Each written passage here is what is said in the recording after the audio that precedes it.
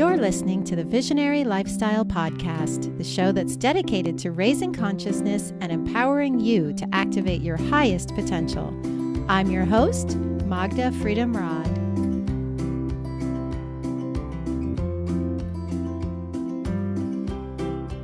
Greetings, Rainbow Warriors. Today I'm coming to you from the Balearic Islands in Spain. I'm in Palma, Mallorca, to be exact.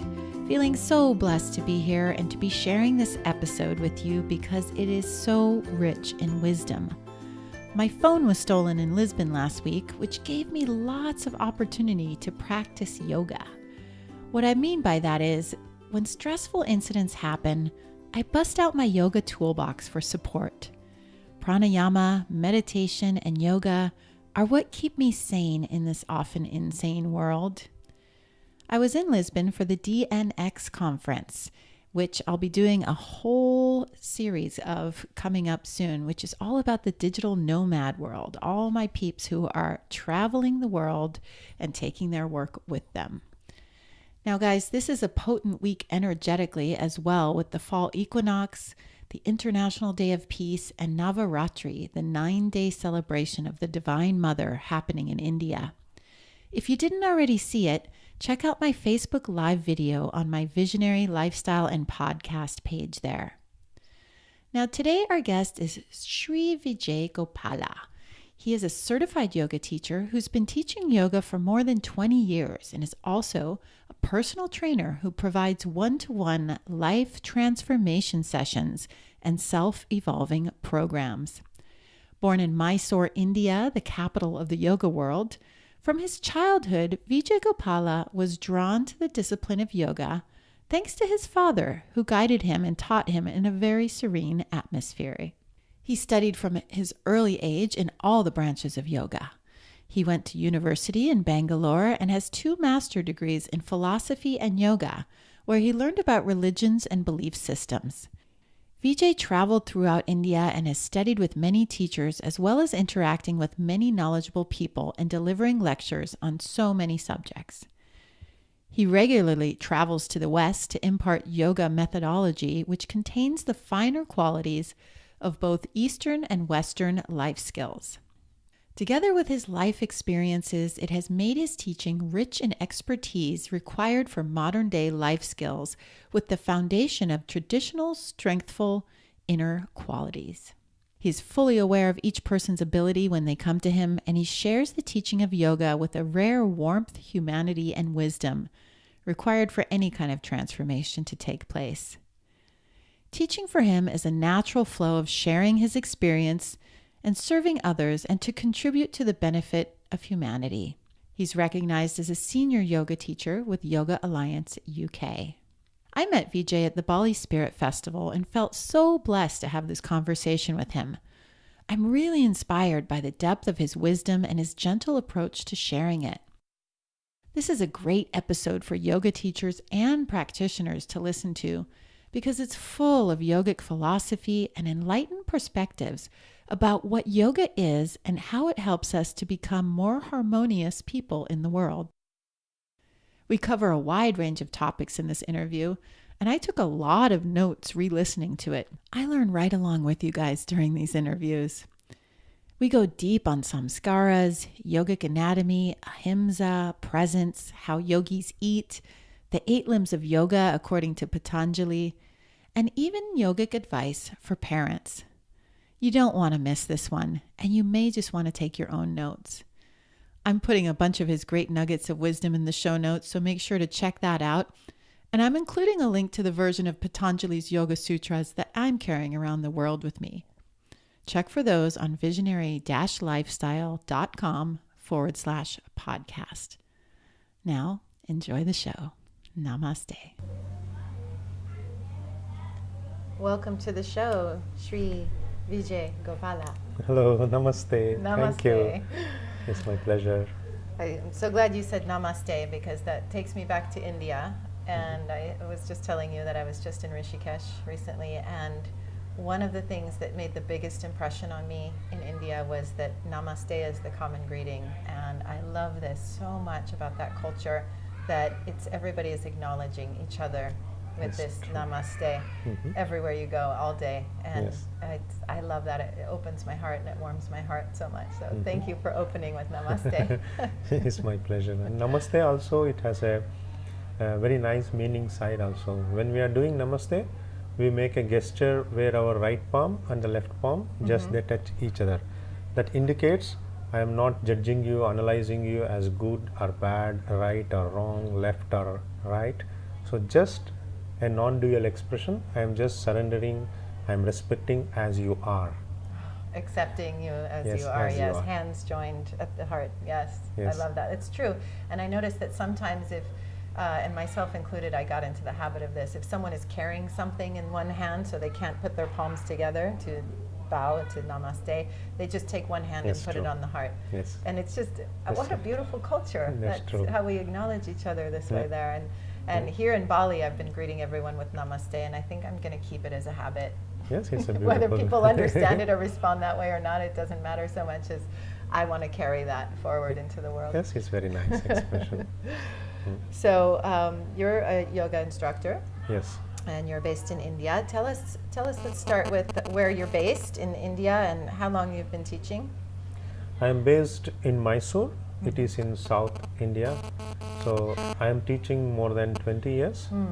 So in that 20 years, almost for 16 years, I was teaching only for Indians. Only about 4 years before, it happened that I began to teach for people out of India also. Because earlier I was staying in a very remote place, like in a deep forest, and people to reach me, they had to catch 3 bus. They had to change the 3 bus and they have to walk and they have to reach me. Wow. Because I stayed alone quite long. Really remote. Yes, Yeah. very remote. So then I changed my place there. I came into contact, and then the teaching is now spreading to Western people also. Wonderful. I think the West really needs it. So Yes. thank you for I too feel that. expanding into that. You feel that? You agree? Yes, yes, Yeah. I agree. The West needs yoga. The whole world needs yoga, right? That's true.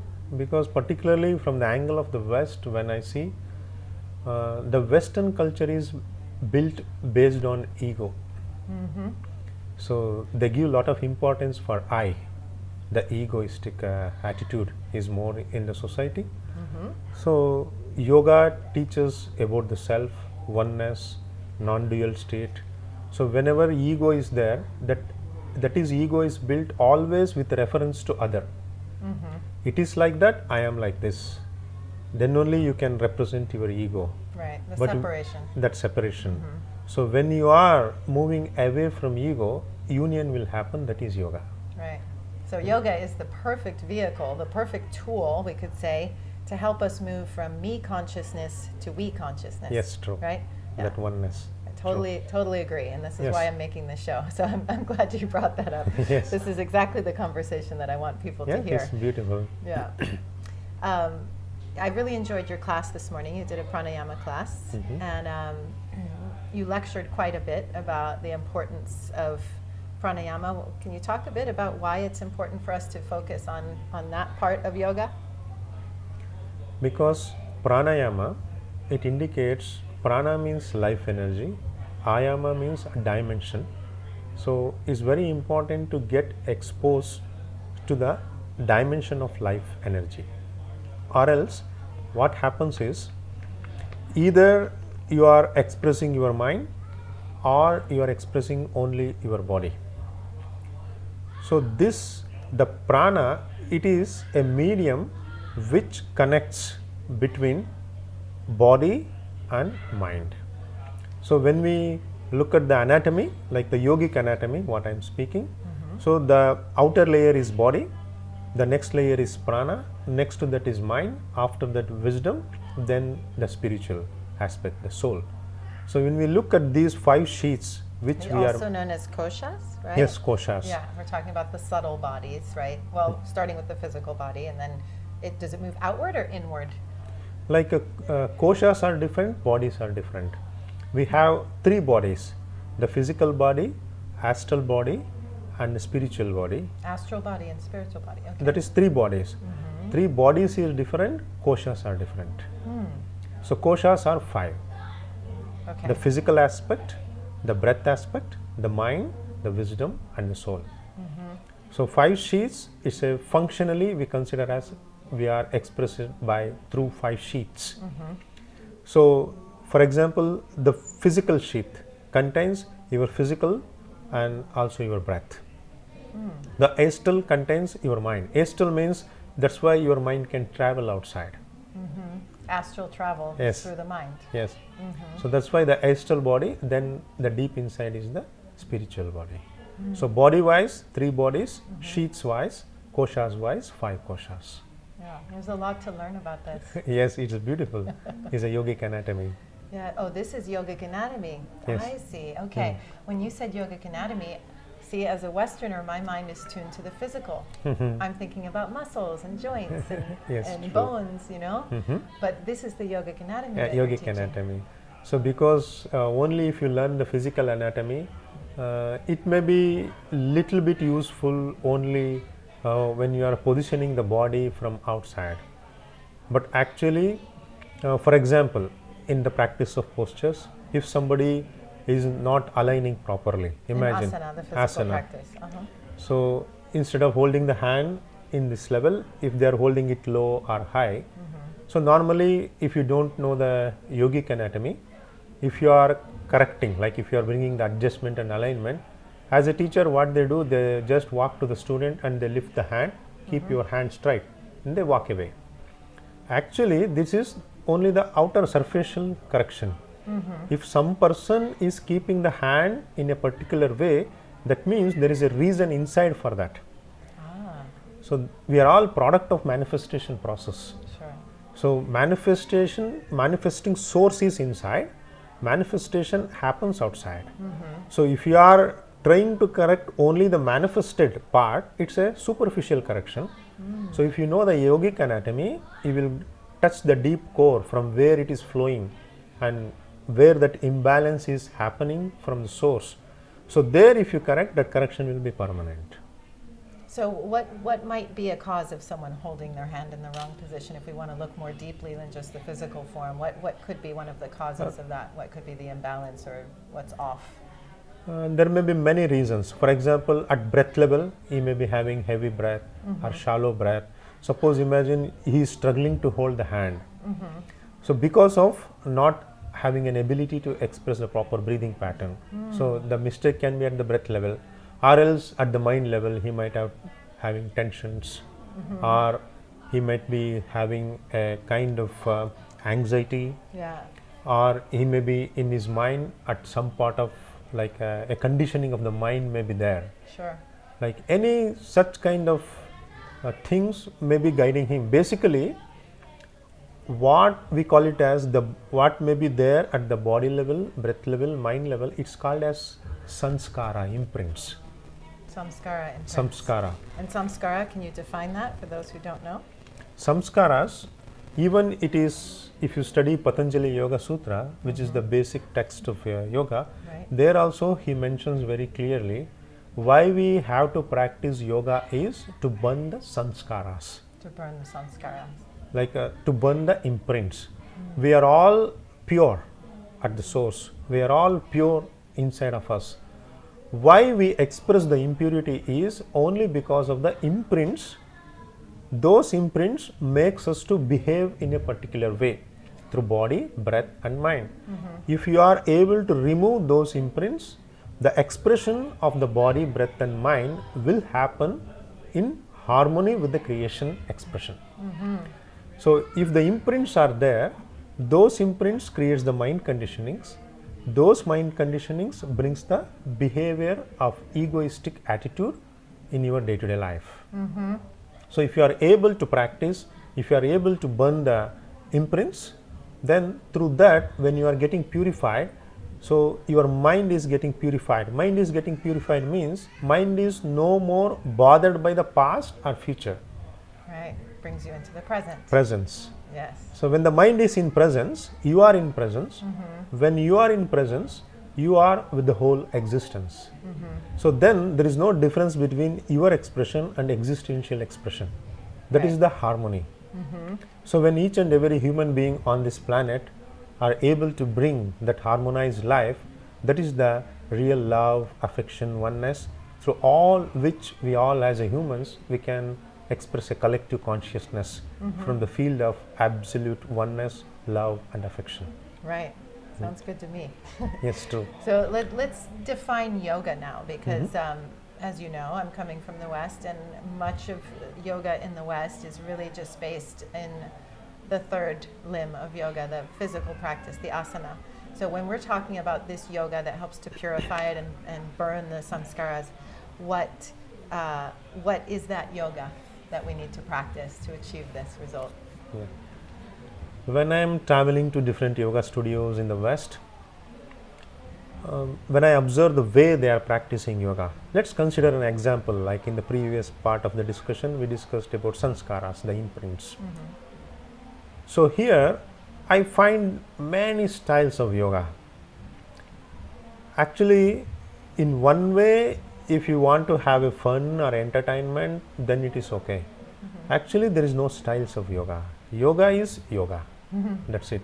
So people from the background of limited understanding of the subject, they try to bring something different because they want to market it, they want to attract people, or they want to survive, they want to earn the bread. Nothing wrong in it, or nothing like I'm not commenting against that attitude. I'm commenting for the people. So if they want entertainment, if they want some physical exercise, or they want to have some a kind of dance or music, then it's fine. If at all, if you have an intention to practice yoga, it's not only the physical aspect. And that too particularly, let's when we are understanding from the angle of, let's take the example of Patanjali Yoga Sutra, is the basic classical text of yoga, where he mentions burning the imprints. Let's consider practically how we can burn the imprints. Practically, because this is a metaphysical thing. If you look from the angle of science, it appears as a metaphysical thing. So how you can express this metaphysical thing practically on the mat? Right, how? For example, you are doing a posture practice. Posture practice, primarily you are expressing your body in a particular position.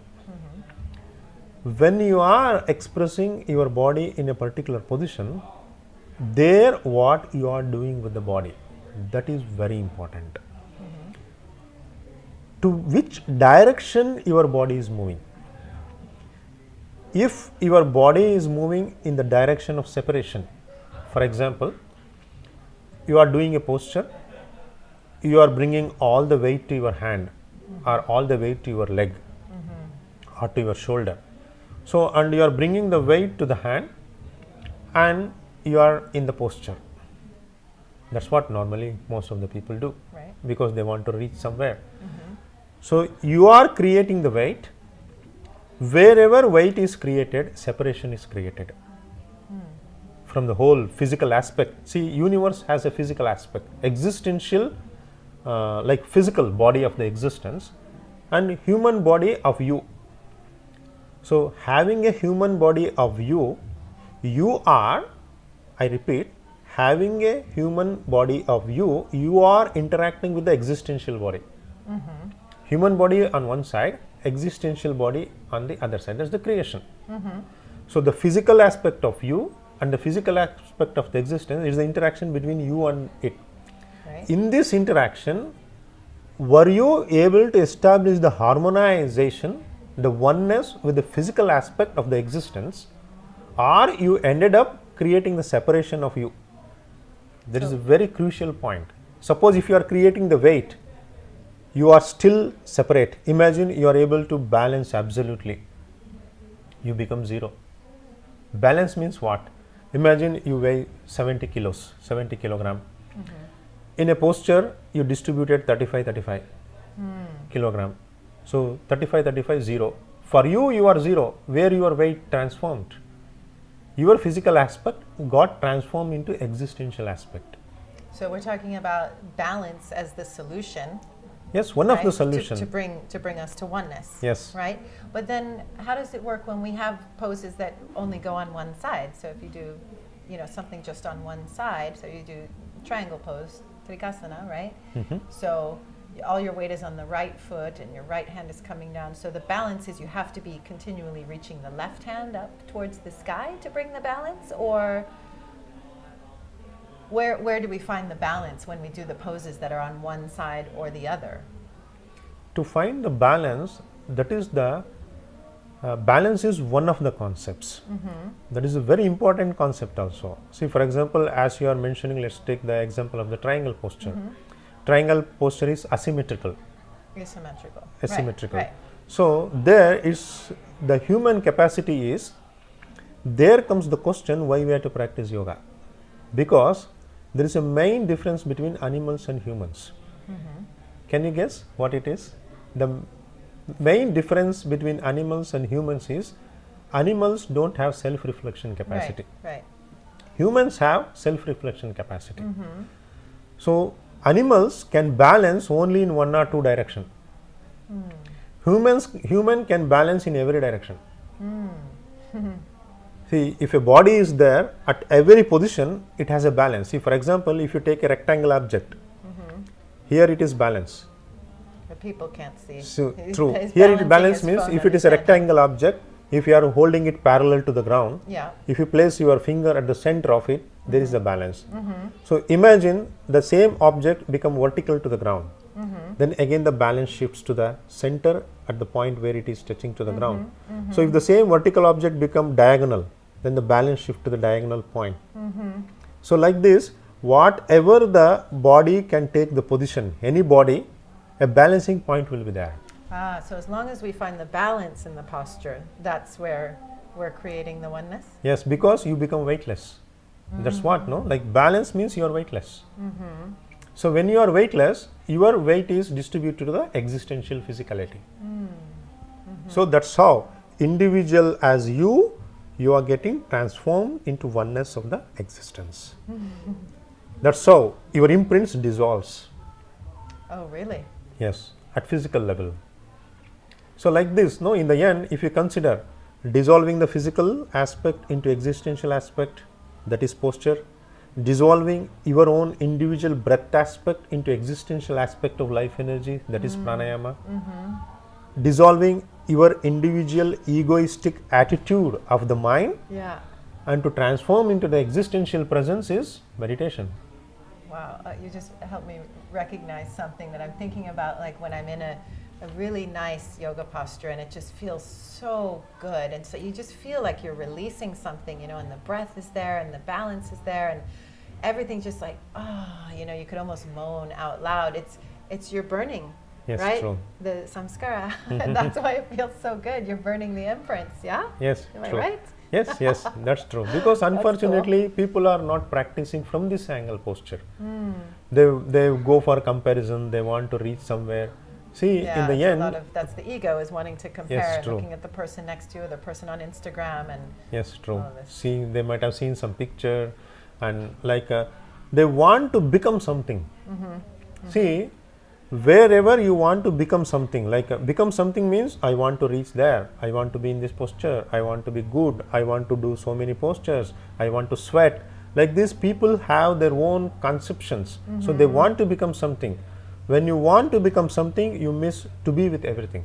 Yeah, to be present. Yes. Right. Try to be nothing, then you are everything. Oh, what a good quote.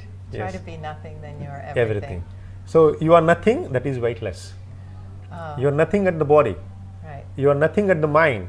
That means your presence of the mind. Not wanting something, not grasping for something, not craving something, just simply being present in the moment with that sensation. Or yeah, that's beautiful. I love this. And you said this morning in your class, and I wrote this down, quality of life is determined by your amount of presence. Yes, absolutely true. Yeah. Because see, we are all humans.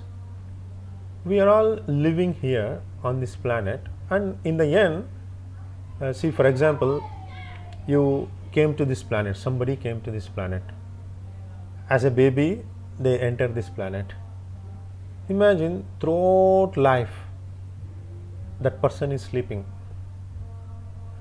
Even after 70 years, 75 years, 80 years, throughout life, just they slept and they left the earth. Nobody calls they had a life.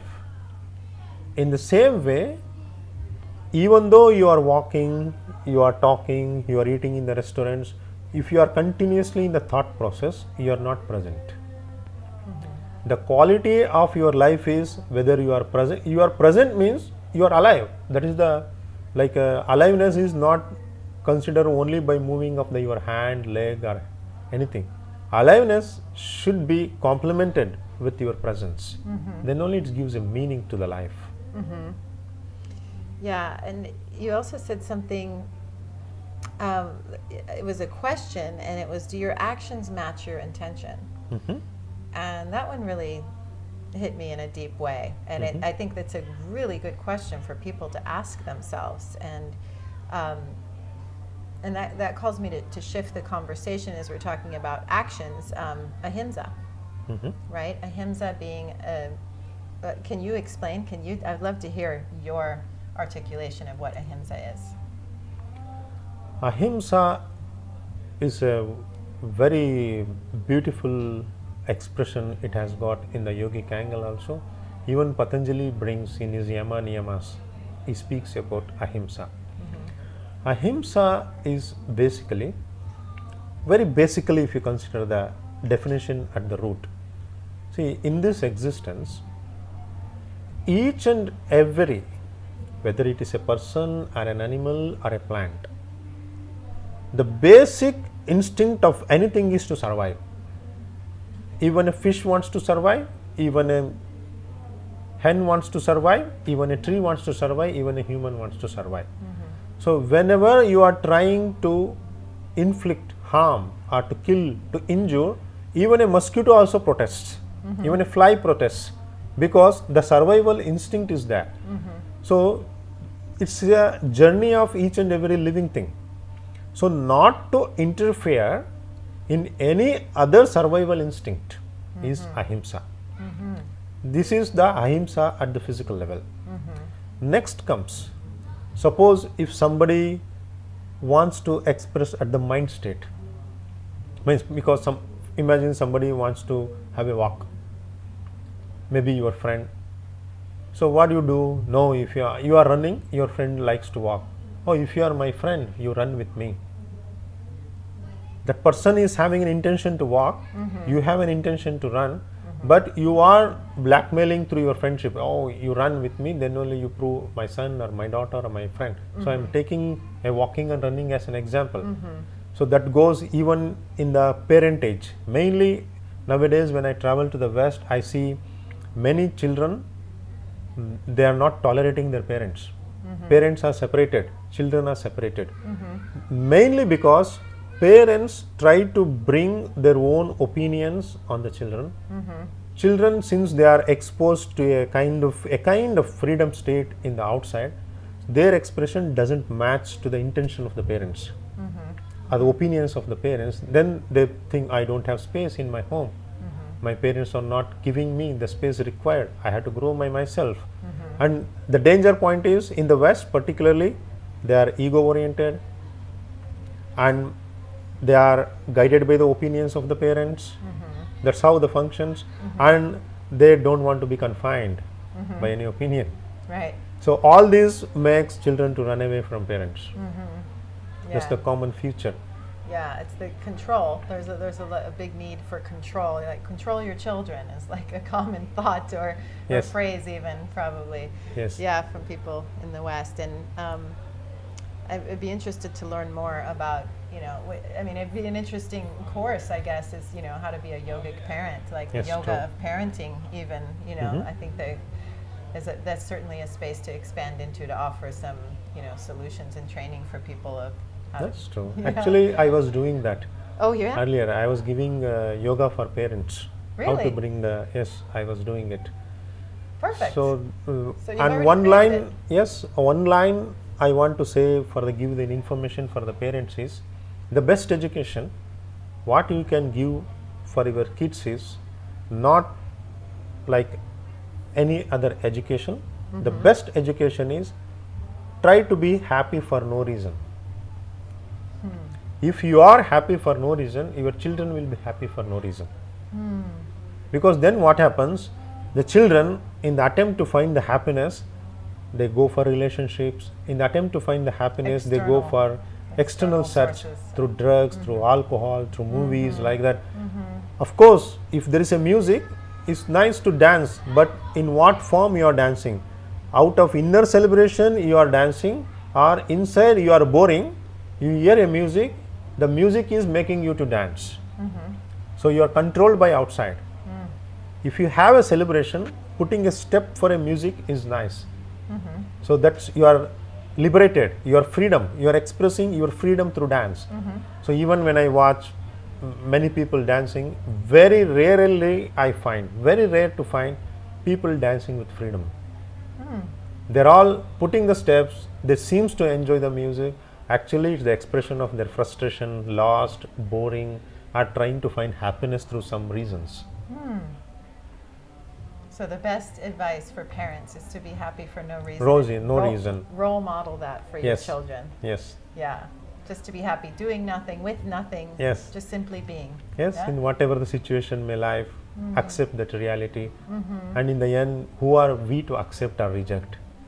Just we are here to live the life. Right. You mentioned that one of the facets of what you're teaching in your trainings is life skills. Yes. I would love to hear what life skills are in your world. See, in the end, by practicing yoga, that should be applicable in your day-to-day life. So life skills, for example, a person, you are working in an office, your boss is angry. Your boss is angry, and normally most of the people, they get upset, they get worried. My boss is an angry person, they get tensed. When you are analyzing in the situation, for example, if you consider at the breath level, every emotion has a particular pattern of breathing. If you are angry, you breathe fast. Suppose if you are calm, you have a different breathing. If you are jealous, you have different breathing. So through the practice of postures, pranayama on the mat, if you have the control on the breath, a situation is there in your day-to-day life, your breath knows the normal peaceful way of expression. At the breath level, whatever the outer situation, you are able to keep the peace. Normally that influences your body and mind. Well, this is great because it is something that I'm in touch with, and I think it would be a common thing that a lot of people would say when you get upset about something, take a breath. Yes. Right? Yes. And that's why. Yes, that's the reason. This is one of the life skills. Yes. I think some people have this in the West. I think more people need it, but bringing your awareness to your breath and taking a deep breath and slowing it down is always a good first move when things get out of control or people get upset in any direction, right? That's true. And also, even in the breath, suppose if you consider the posture practice, how a posture practice can influence your life situation, facing and giving you a better life skill. Say, for example, you are doing a triangle posture.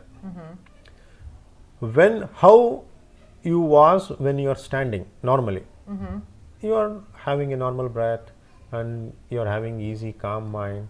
So when you are doing a triangle posture, you may be having heavy breath. So if you study Patanjali Yoga Sutra, he doesn't explain anything else about the posture, but he tells one beautiful sentence, Sthiram Sukham Asana. Which is? Sthira Sukha Asana means stability and comfortability in a posture is the practice of posture. Finding the comfort. Comfort and stability. So this contains the full definition of yogic posture. Suppose if you are doing a triangle posture, to be stable, you need strength. To be comfortable, you need easy breath. You need presence of the mind. That means a person was standing, he was peaceful, and peaceful in the sense at the energetic level, means he had no heavy breath, he had a very calm mind. So he went to a triangle posture, his breath is disturbed, his mind state become condensed. So there he is working on the mat in reference to how he was normal state. So in the triangle posture, he is bringing a calm breath, he is bringing the presence of the mind, he is bringing the pleasantness of inside. So this kind of normal state what he is bringing, that means he is creating a different situation of him on the mat, and he is bringing the normal state. In the same way, in the different situations of life, he will be normal person. Right. So this is where the practice of yoga is so valuable and how it reflects into the other areas of our life. That if we can be in that triangle asana and have a normal breath and Yes. not be stressing out, right? Yes. And not be, oh, it's too heavy or it's too hard or it hurts or it's too difficult to hold or the breath is too difficult. Like if you're struggling in that, that's great because that's the work, right? Yes, This true. is how we're developing our muscles, and not even just I'm not even talking about the physical body, I'm talking about more the mental body, right? In the mind, this is how, right? Yes, true. Am I on the right track with this? Yes. Yeah, so this is how the physical practice of yoga can help us bring our mind more into harmony, so that when we get into uncomfortable positions in life, Yes. not even on the mat, off the mat, Yes, true. we are developing this skill set to keep our breath calm, right? And to stay Yes, stable true. and calm. By, Beautiful. by differently positioning your body, you are creating a different situation at your self level. So in these different situations, you are bringing the sameness. Yeah.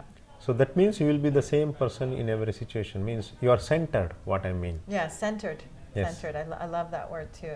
It's something that one of my favorite things when I'm teaching, one of the things I love saying to my students is, the ability to find that center, like when we come into Tadasana and we find our center and being centered and grounded and balanced. This is, for me, perhaps the biggest gift of yoga. I mean, there are so many gifts from yoga. It's hard to choose one, right? But this one I feel like is so critically important because yoga gives us that practice, right? And it's yoga practice, not yoga perfection, right? And That's this true. gives us the practice to come to center, to find that center that's really available to us anytime, any place, wherever you are in the world, whatever you're witnessing in front of you, whatever situation you might be, in the middle of, you can come to your breath, find that center, and through the practice of yoga, we cultivate that ability to find that center. Yes, true. Yeah. Exactly.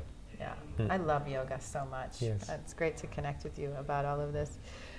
Okay, so the breath is one of the life skills, bringing our focus to the breath when things might feel in any way out of control or out of harmony. What would be another life skill? Life skill, for example, if you consider the mind. When you are sitting for meditation, in meditation, normally you are doing nothing. Here a very important point is there to observe. A person, quality of a person is known when he is doing nothing. When you are doing nothing, who you are. When you are doing nothing, are you in anxiety? When you are doing nothing, are you happy? Or when you are doing nothing, are you worried? Are you tensed? Like this, when you are doing nothing, then comes a direct mirror in front of you who you are. So when you are doing the meditation, you will be seeing who you are. And there is, when you are going to continuously observe who you are, so then, why I am worried, why I am thinking, why I am angry, why I am frustrated, why I am tensed. So you will begin to understand yourself. So when you begin to understand yourself, so that is the first step which gives a different skill in day-to-day life to express your life. Because then you know who you are. So that gives a very good idea about the life skills. Right, and you said this morning that in yoga the direction is towards the self. Yes. So it's the focus is inward, internal, and through this practice we get to know ourselves, and through that we can operate better in the world when we know ourselves, right? Yes, true. Yeah. And also the best life skill what you get by practice of yoga is, see, imagine there is a water in front of you. In the water, imagine you are writing a name. Let's consider name as Stephen. You are writing Steven. So if you are writing your name on the water, the moment you write, it is gone. The moment you write, as you are writing, of course, but it is gone. Right. In the same way, disappears immediately. In the same way, the moment you are living the life, it is gone, it is disappearing. So when you write the water, instead of writing S, if you ask somebody how easily they write on water, they don't care what is the shape or what angle, whether S was right or not. So like that, they don't like worry or attached too much to the outside. Here what happens in day-to-day life, people are attached too much to the outside. Even though in spite of that, they know whatever you do, it has to pass. Yeah, impermanence. Yes, impermanence is the reality. So if you are making your decisions, if you are bringing your behavior pattern in concerning to the impermanence, that is not a good life skill at all. So if you are bringing your life skill from the angle of permanence, see, as humans, since we have the special capacity of self-witness, we can express life from both the angles, from the angle of permanence and from the angle of impermanence. So from the angle of impermanence, if you express, that means you are egoistic. That means you are taking life too serious, the outside. Too much attachment. Attachment. So this naturally, the non-attachment towards the impermanence gives the real expression of your true self, the bliss, the love, the happiness. And then you will know whatever the life situation coming outside, it is just to, it's like a sculpturing yourself. It's just to make you more strong, who you are. Yeah, getting rid of all the things that are not actually us, right? Yes. Kind of releasing those attachments. Yes. Yeah, beautiful. Part of my goal with this show is to really help people understand that there are 8 limbs of yoga. Could you briefly go into what that means? Yes. 8 limbs of yoga is mainly put forth by Patanjali. He is a great sage. Those 8 limbs are Yama, Niyama, Asana, Pranayama, Pratyahara, Dharana, Dhyana, Samadhi. These are all the 8 limbs. So when you are in a yogic life, there is a particular understanding should be there. How to be, like to move into the field, like it's a technical aspect. See, the beauty of Patanjali, Yoga Sutra and other sages who work towards yoga is, they are bringing a practical way for a metaphysical thing. So these 8 limbs expresses exact path through which you had to travel. See, for example, if you study yamas and niyamas, there the one of the concepts of yama niyamas is simplicity. So if you consider the simplicity, if you are simple, that leads you to practice the other things. See, for example, you have one home, one house you have. So you don't need another house. But what you do, you go for construction of another house. You have 5 dresses, you want 10 dresses. That too, particularly when I travel to the West, the society is very complex. Mainly because they lose the aspect of simplicity. Instead of having 1 pair of shoes, they have 10 pairs. Instead of having 1 cloth, they have 100 cloths. So like this, they miss the simplicity. Missing the simplicity comes with the life itself. See, for example, to buy extra cloth, you have to go to the supermarket, you have to stand in the queue and you have to select the cloth, you have to pack it, you have to pay for it, to pay you have to work. So in the end, you are becoming more and more busy, you are losing your own life to bring a cloth which is not needed in the end. Excuse me. So like this, by losing the simplicity, you lose the space what you needed to live the life. Yeah, so simplicity is kind of tied into materialism, right, and Yes. consumption. Yes. Excuse me. This materialism and consumption is more and more in the West. If I enter some house, I feel like I am entering a circus company. Like so many things they have in their house. You can put a parameter for it. For example, if you are in 95 or 99% of the cases, what I am telling, if you are not using a thing for 2 years, you can get rid of it. You go to your house, make a survey. If you are not using something for 2 years, that means you don't need it. Get rid of it. be simple. I'm certainly guilty of this. I have a huge book collection, and I have so many books of wisdom and yoga and food. I'm really into food too, so I have quite a collection of books. I don't read them all constantly, but I like to keep them because I feel like they hold wisdom that I might want to. One day I might be moved to pick that book off the shelf and take a piece of wisdom from it. So how do I simplify that? See, with the books, that's what I told. It's about a 99% of the things. So books are treasures of wisdom. That you have a good collection, whether you are using or somebody else will be using it in future. So in that angle, it helps.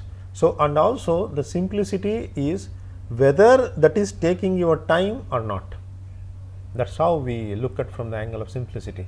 So if you have a cloth, you have to wash it, you have to maintain it, you have to utilize your time, your energy towards it. So if you are using minimum energy, then it is fine. The parameter is energetically it should not consume your attention, or it should not consume your time. So it should create space. So by reading the book, it creates the space in yourself. You will understand more what the life is. So one day you may reach a stage where you no need to read any book. When you completely understand yourself, then you stop reading one day. That happens. Then I'll give all the books away when I get to that point. That naturally it comes. So like this, Patanjali brings all these 8 limbs. And also nowadays, see, for example, if you consider the posture.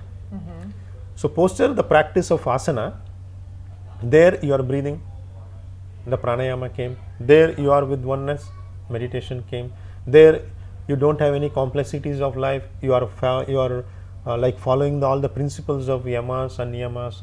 So it's a kind of embedded expression, indicatively represented as these are the methodologies. So these 8 limbs, it's a technical way of practicing yoga. Yeah, and each step is required to be a true yogi, right? I mean, the eighth limb is samadhi, which is, I mean, most of us maybe don't even get there in this body in this lifetime, right? So that's the goal, though, right? It's the 8th limb of yoga, samadhi. But the 7 are more practical tools, that we can use on the day-to-day to become I yogis. wish to tell, even the last stage samadhi is also practically possible if you know how to do practice of yoga, because these 8 limbs are like 2 plus 2 is equal to 4. If you know how to do the practice of yoga, it's not a big thing to reach samadhi. Yes, even somebody is interested, they can put all the modern machines on my head and they can test practically to what extent I can keep the silence of my physiological systems and the mind also. So where are you at with this one then? I'm curious because you asked the class this morning, how long can you stay in this state of, I don't remember exactly how you posed the question, it was presence maybe, right? How long can you sit without thoughts and just be in total presence? Was that the question? Yes, it's we cannot count it, like even for hours it's possible just to be in the presence, because the presence will come not as a wish, I want to be in presence. Presence is the result of your ability to express the life from the angle of permanency, which is always in presence. Yoga will not happen by force. Yes. You said this morning. Yes. So it's not something that you can force. It's something that occurs naturally as you practice yoga. Yoga happens to you, right? True. Okay, last question. About food. A lot of my work is around food as a tool also for awakening and to be a true yogi. I'm curious what your thoughts are on the best food for a true yogi to be consuming. When we are looking from the angle of the food, normally even today I eat only one time. One time a day? Only one time a day, food. So or else I eat some fruits or some coconut or like that. So when you are eating food, always is better to eat half the belly. So half the belly you eat the solid food, remaining 25% liquid, 25% for air. So that's the good combination of a yogi. So yogi never eats full stomach. Oh, don't stuff yourself.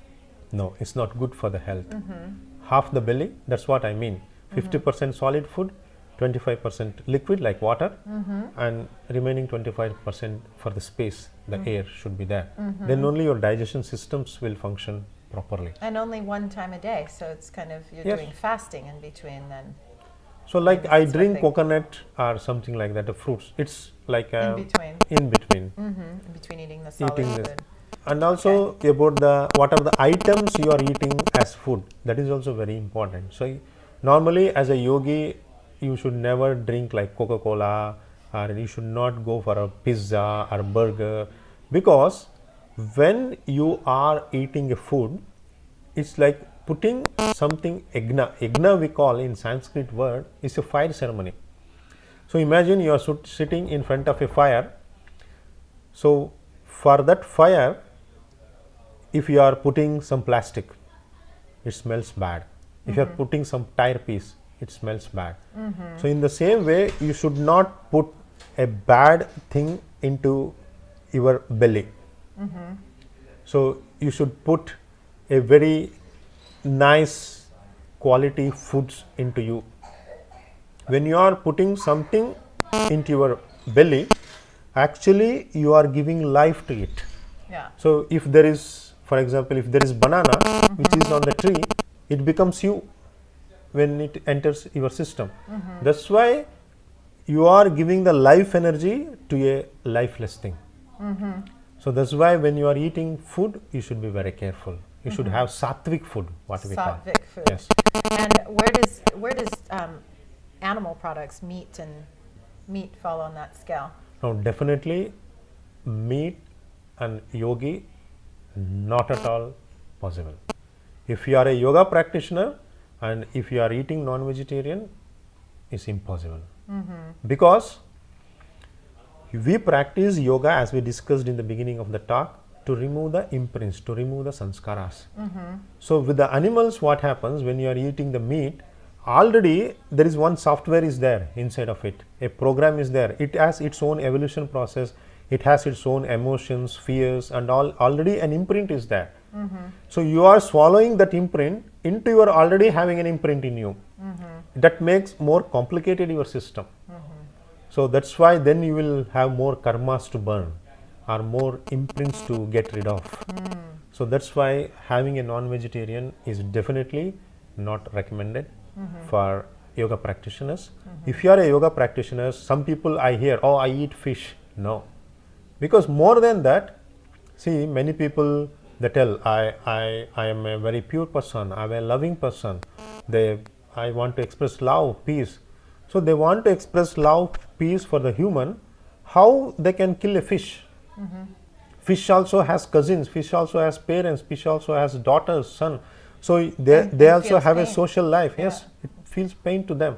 So how you can be blind to the pain of a fish, and how you can express the love for another human? It's a duplicacy.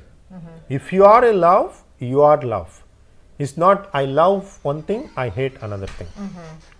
Yeah, and also eggs in Indian culture, to be vegetarian, it's also not including eggs, which I didn't definitely know not including eggs. So eggs are also not a vegetarian food by yogic culture. Yes, also. true. You are right.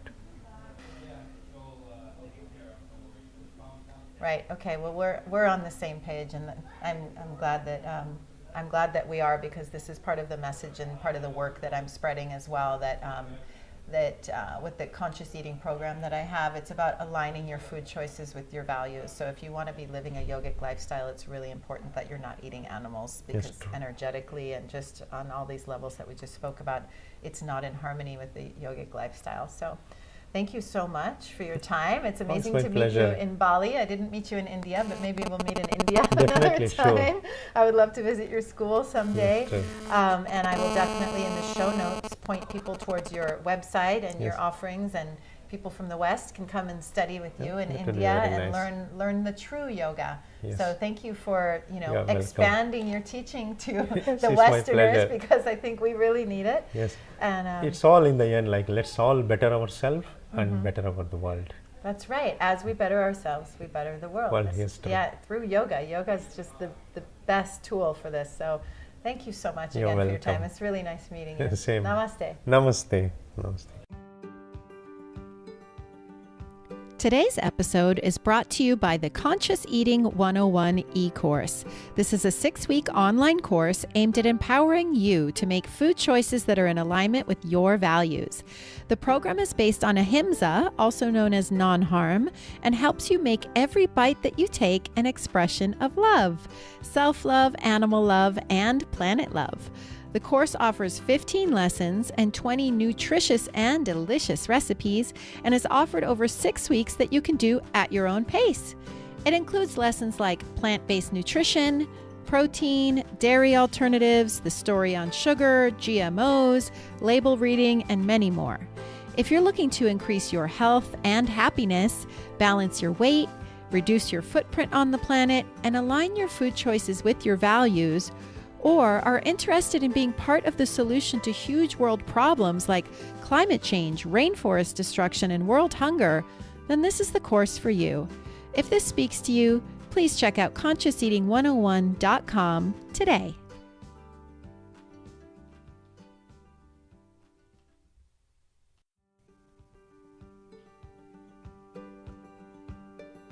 Thanks so much for answering the call to be here today. I'm so glad you're part of our tribe of activated rainbow warriors.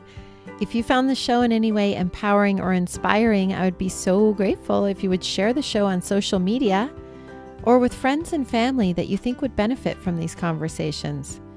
And also, rate and review the show in iTunes. This is really the very best way to help support the show and help us get noticed by others who are looking for the sort of content that we're sharing. Now notice there are no outside ads playing here. That's because the show is supported by you, the listener. You can become a patron of the show with a small monthly donation by checking out the perks on our Patreon page at patreon.com/visionary lifestyle and signing up there. There's also a one-time donation button on the podcast page of the website if that suits you better. And just so you know, your donations help to cover the necessary out-of-pocket monthly expenses to produce the show and will also help us grow so we can inspire and educate even more people. And hey tribe, I'd love to hear from you. Visit me at visionary-lifestyle.com and please tell me your comments and questions. I really look forward to connecting with you. I love you. Namaste.